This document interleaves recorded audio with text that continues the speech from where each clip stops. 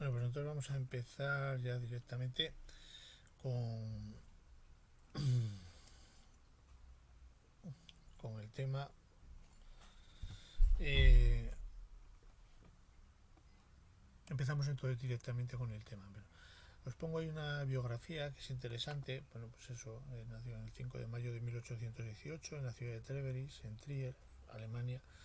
Fíjate que en algunas ocasiones hemos ido de viaje de estudios, incluso los alumnos de Rosario de Acuña hasta Trier. Hemos estado en un par de ocasiones, en el año 1999 me parece, y en el año 2000 estuvimos de viaje allí y fuimos a ver la casa de Mars, claramente, lógicamente, porque es muy interesante. Bueno, pues murió el 14 de marzo de 1883 en Londres.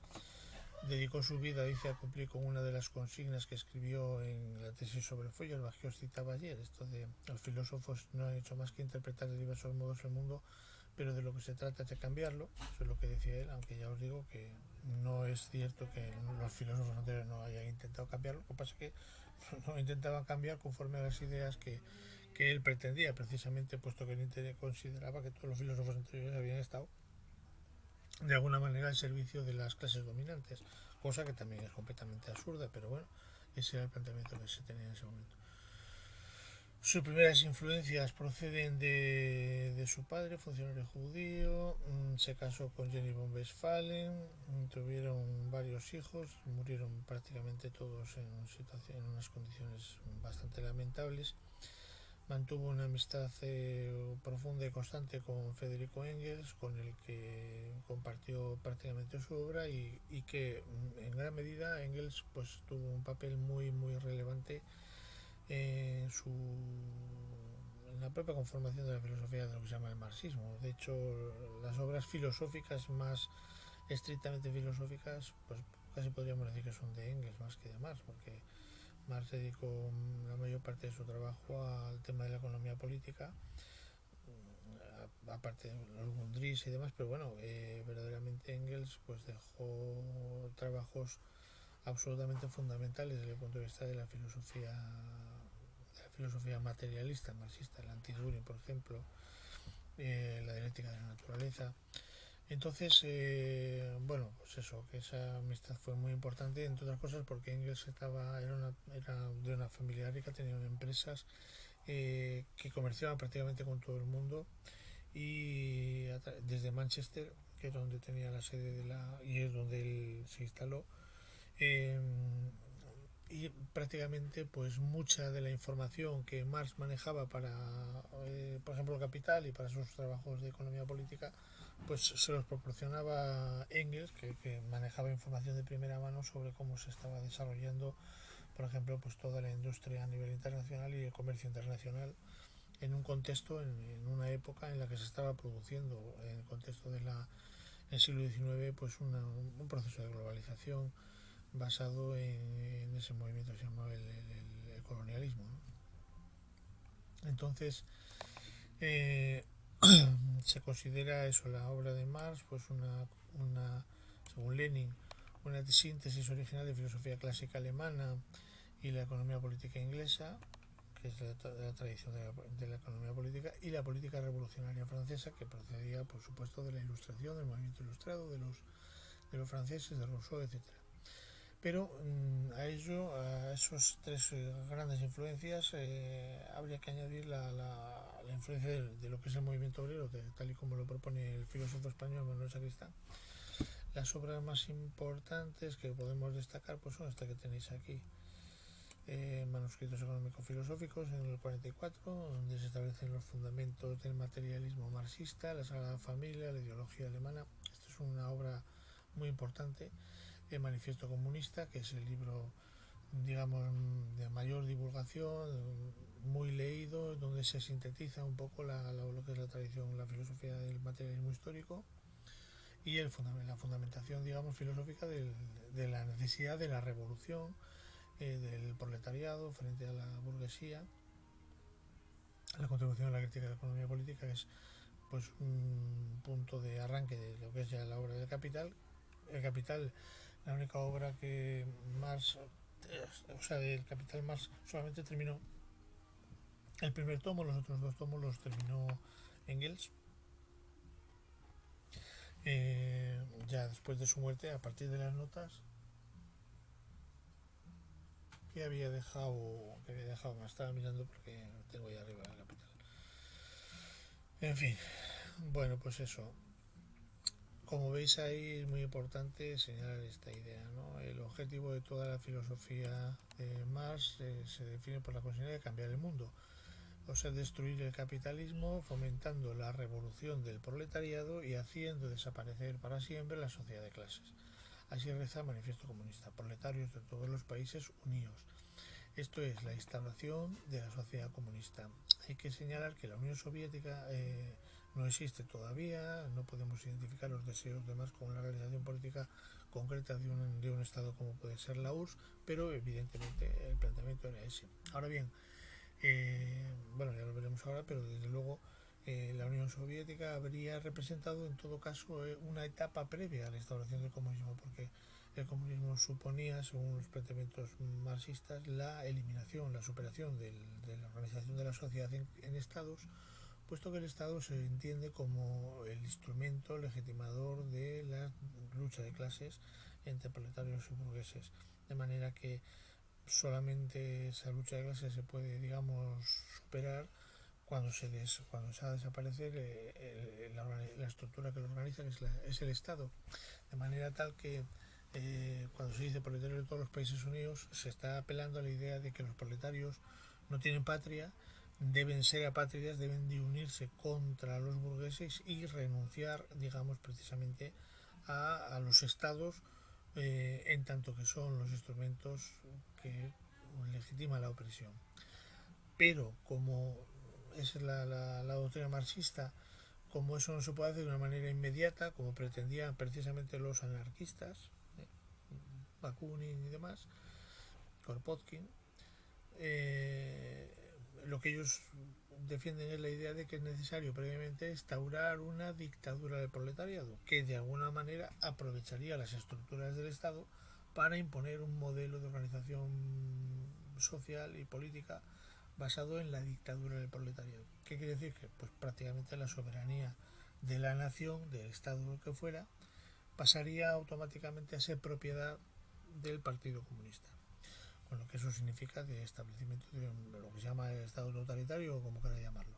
Pero en definitiva, en la lucha de clases lo que ocurriría entonces es que la clase proletaria se haría con el poder, instauraría un dominio, un poder, un control absoluto de la, o se apropiaría completamente de la soberanía nacional y dejaría fuera todos aquellos elementos que no fueran parte o que no pertenecieran a la clase proletaria. Quiero decir que esto es un peligro terrible, pero ese es el planteamiento que tenían en aquellos momentos y no lo hacían con idea de legitimar una dictadura brutal, sino justamente con la idea de establecer el procedimiento histórico necesario para alcanzar esa sociedad sin clases que vendría detrás. Al final, la sociedad sin clases que venía detrás era simplemente el reclamo para legitimar la usurpación, no solamente del poder, sino de la soberanía nacional. ¿Qué quiere decir? Que cuando se tiene el poder desde esa perspectiva ya no se suelta, con lo cual estamos en una dictadura que solo se puede echar abajo mediante una revolución, que es lo que pasó en la Unión Soviética y en muchos otros países comunistas que tuvieron que enfrentarse al final de sus días con revoluciones populares totalmente descontroladas que no había manera de entender desde la perspectiva precisamente de las coordenadas del marxismo. ¿Cómo es posible que la gente se rebelara contra un sistema que en principio tenía necesariamente que ser un sistema mucho más progresivo y mucho más, digamos, progresista y racional, etcétera? Pero esa es la cuestión. Entonces, en este párrafo os dejo algunos detalles de su vida, de la vida de la familia, un texto de una carta de Jenny von Westphalen ante la muerte de una de sus hijas, etcétera. Luego, aquí un poco más abajo, un párrafo sobre la amistad de Marx y Engels. Lenin decía que, la familia Marx llamaba a Engels el general. Decía, las leyendas clásicas traen muchos ejemplos, dice Lenin, conmovedores de amistad. El proletariado europeo puede decir que su ciencia, fijaros, procede de dos sabios y luchadores cuya relación deja chicas las más conmovedoras leyendas antiguas sobre la amistad. Engels vivió prácticamente toda su edad madura intentando salvar a los Marx de la miseria mediante su propio trabajo mercantil. En cuanto a Marx, que todos lo llamaban el moro por su aspecto, digamos, moreno, etcétera, cuando parecía que, bueno, se puso enfermo Engels, pues él se puso a estudiar medicina, a ver si, porque no desconfiaba del diagnóstico de los médicos, en fin. Y sobre Marx dijo Engels en el entierro, dijo lo siguiente, para que veáis un poco. Marx fue, ante todo, un revolucionario. Su verdadera vocación era contribuir de un modo u otro al derrocamiento de la sociedad capitalista y de las instituciones estatales creadas por ella. Contribuir a la emancipación del proletariado moderno, al que él mismo había sido el primero en dar conciencia de su situación y de sus necesidades, conciencia de las condiciones de su liberación. Así que fijaros, la idea entonces es claramente el enemigo principal desde el punto de vista institucional no es la clase burguesa, sino el Estado, que lo representa y que lo defiende, suponiendo entonces que el Estado es un instrumento que está al servicio de la explotación de la clase burguesa frente a la clase proletaria. Sin embargo, ya decimos que solamente es mediante el control dictatorial del Estado por la dictadura del proletariado se podrá alcanzar ese estado final supuestamente que estaría detrás de eso. El problema es que detrás de eso no se ha llegado nunca, solo se ha llegado a la dictadura del proletariado, en la apropiación que o en la interpretación que el Partido Comunista hace de ese proletariado, de esa dictadura. Bueno, entonces vamos a ver la introducción a las ideas principales, es una cosa muy breve. Decimos, mira, la filosofía marxista es la elaboración de una filosofía materialista en la corriente de tradición, digamos, ya desde los atomistas. Es imposible contemplar todas las influencias que sufre Marx, sobre todo de los filósofos ilustrados franceses, Helvetius y Dolbach, ambos materialistas. El materialismo viene definido genéricamente de esta manera, mirad, como la teoría que considera que la conciencia de cada individuo viene configurada por su determinación social. ¿Veis? Ahí está lo que llamamos la inversión sociológica, es decir, la conciencia del individuo está determinada socialmente, frente al planteamiento kantiano que decía que la conciencia del individuo pues, es previa a sus representaciones, a su acción concreta, a su conformación histórica. Esa conciencia sería universal, etc. En el caso del marxismo, al contrario, la conciencia está determinada por las condiciones materiales de existencia, por el contexto social de clase en el que se desarrolla la existencia. Entonces el pensamiento el pensamiento del individuo depende de la clase social a la que pertenece. Lo que esta tesis niega es precisamente el idealismo trascendental kantiano, representado también por Fichte y Hegel. Según estos autores, la conciencia, definida como yo, como espíritu, es la que determina el ser social. En términos de Hegel, el espíritu del pueblo, ¿veis? Estaría determinando, digamos, el despliegue de la historia. Pero entre el concepto de conciencia de Kant o de Fichte y el de Hegel media una variación importante. Esta variación corresponde a una interpretación sociologista del espíritu de la que carecía la filosofía kantiana. Bueno, sí, es que efectivamente Hegel introduce la idea del despliegue histórico que Kant no contempla.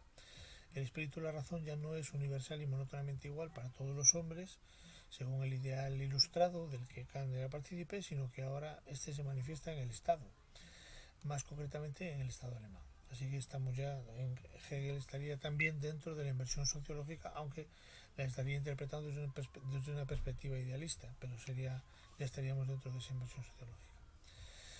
Sigue siendo universal, pero está, por así decir, determinado en el contexto de un pueblo, de un Estado. Marx va a desarrollar más esta idea, esta tesis, considerando que la conciencia depende de la determinación social, pero no de un Estado, sino de la clase social a la que pertenezca. Ahora esta conciencia sigue siendo universal, pero determinada no en un pueblo, sino en una clase. ¡Mierda paella! La jodimos,